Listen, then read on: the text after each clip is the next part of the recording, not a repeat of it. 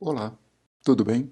Eu sou o professor Paulo Henrique e esta é a minha série de estudos bíblicos em vídeo para encorajar-lhe a conhecer e a prosseguir em conhecer a palavra do nosso Deus.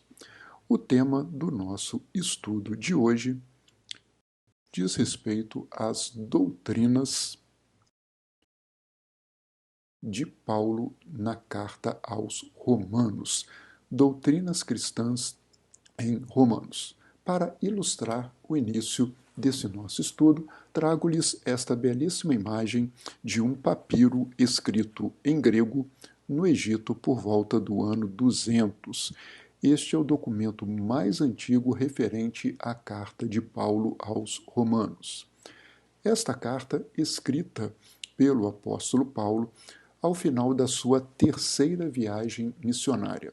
Estamos em torno do ano 57, 58, quando Paulo, ao encerrar esta viagem, passando um tempo em Corinto, em Cencreia, na região da Acaia, atual Grécia, escreve uma maravilhosa carta para os crentes que estão em Roma, preparando-os para a sua chegada, demonstrando o seu grande interesse em estar com a Igreja em Roma.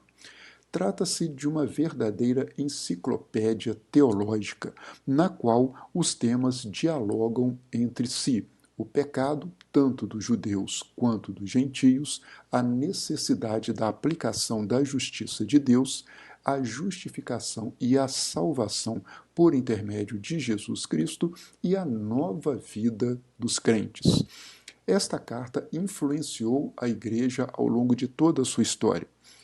Levantando dois aspectos importantes, vamos fazer menção a Agostinho. Estamos por volta do ano 387. Agostinho, em uma vida devassa que o angustiava, converte-se após ler Romanos, em particular Romanos 13, versos 13, 14. E Agostinho, esse importante filósofo, este baluarte da doutrina cristã, influencia na sequência, na virada para o século XVI, Lutero. Lutero, um monge agostiniano, angustiado pela culpa do pecado, apegado à religiosidade, percebe que a justiça de Deus é aplicada a partir de Jesus Cristo e que a salvação vem pela fé, que o justo viverá pela fé e não pelas obras, após Lutero ter lido Romanos 1,17. A partir de Lutero, os reformadores da Igreja são também influenciados por esta carta de Paulo aos Romanos, que chega atual aos nossos dias. Vamos às principais doutrinas expostas por Paulo nesta carta. Primeira, a universalidade do pecado, tal como Romanos 3:23. Todos pecaram indistintamente, estão destituídos da glória de Deus. Essa universidade do pecado demonstra também que não há parcialidade, não há distinção entre judeus, entre gentios, porque os atributos invisíveis de Deus, o seu eterno poder e a sua natureza divina não foram reconhecidos pelo homem. O homem não tratou Deus como deveria, glorificando a Deus e dando graças a Deus. Por isso pecamos e necessitamos da justificação. Esta justificação, tornar-se justo perante os olhos de Deus, não pode vir pelas nossas obras, pela força do nosso braço. Romano 3:24 diz: sendo justificados gratuitamente como uma graça pela redenção que há em Cristo Jesus. Então, a nossa redenção se dá pelo sacrifício substitutivo vicário de Cristo naquela cruz. Esta justificação, conforme Romanos 4:25, mostra que havia a necessidade da morte. O salário do pecado é a morte. E a morte aconteceu naquela cruz, porque Jesus foi entregue à morte por nossos pecados, mas ele ressuscitou. Ressuscitou para nos dar a justificação. Então ele morreu pelos nossos pecados e ele ressuscitou pela nossa justificação.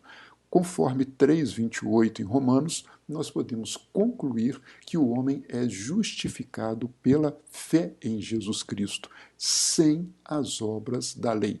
A lei aponta o pecado, mas a lei não tem a capacidade de nos justificar do pecado. Somente o sacrifício de Cristo naquela cruz nos tornou justos perante os olhos de Deus e a sua ressurreição. Terceira doutrina importante em Romanos, a salvação. Romanos 10:9 diz que nós somos salvos. Sim, somos salvos a saber, se com a tua boca confessares ao Senhor Jesus e em teu coração creres que Deus o ressuscitou dentre os mortos, serás salvo. Quais são as condições? Confessar ao Senhor Jesus, crer no Senhor Jesus e, na sequência, crente em Cristo, nós fazemos uma confissão de fé, uma confissão pública que Deus o ressuscitou dentre os mortos e que Jesus é o Senhor das nossas vidas. Esta salvação nos remete, na sequência, a um processo. A justificação é um ato de justiça. A santificação é um processo, conforme Romanos 6:11, da mesma forma, considerem-se mortos para o pecado, mas vivos para Deus em Cristo Jesus. Tal como Jesus morreu naquela cruz e ressuscitou, nós morremos para uma vida anterior, para uma vida no pecado, e agora nós vivemos em santidade, um processo de santificação que corresponde para nós viver no Espírito, viver segundo o Espírito Santo de Deus, até que sejamos glorificados. A segurança que temos sobre tudo isto. Romanos 8:37. Mas em todas estas coisas, todas essas doutrinas que estão sendo aqui colocadas, nós somos mais do que vencedores por meio daquele que nos amou. Romanos 8 traz uma série de perguntas e apresenta também resposta a essas perguntas, pois nenhuma condenação há e nenhuma separação é possível para aqueles que estão em Deus por Jesus Cristo.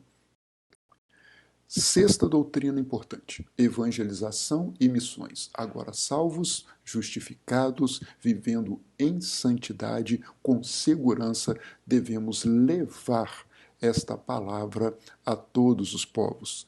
Romanos 14, verso 14 do capítulo 10 diz: Como, pois, invocarão aquele que não creram?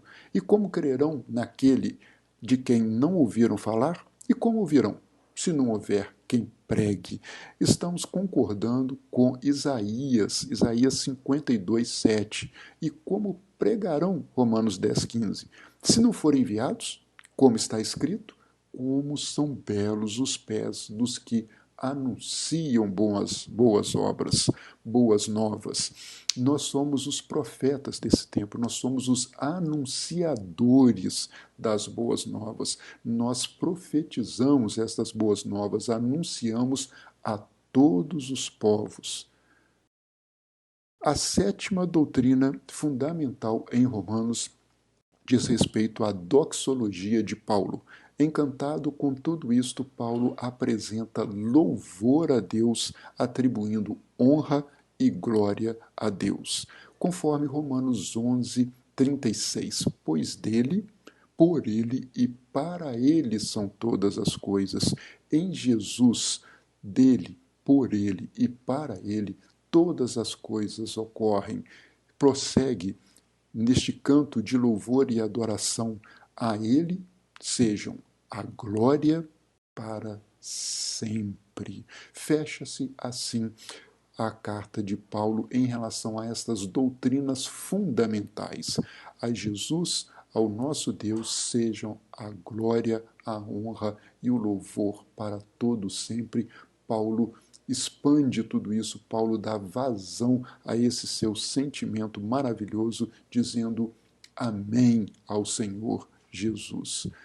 Toda esta leitura que fizemos agora da carta de Paulo aos Romanos, apresentando um resumo, um extrato, um sumário das principais doutrinas, deve servir para o seu propósito de ler a carta de Paulo aos Romanos, de estudar Romanos. Em nossa classe, na Escola Bíblica de Capacitação na Primeira Igreja Batista em Juiz de Fora, nós investimos, nos dedicamos por 2 anos e meio a estudar Romanos. Sim, 2 anos e meio de estudos, versículo por versículo, referência por referência, doutrina por doutrina. Estes poucos minutos são de motivação para o seu estudo maravilhoso desta carta. Que o Senhor te abençoe e te guarde. Até o próximo estudo. Obrigado.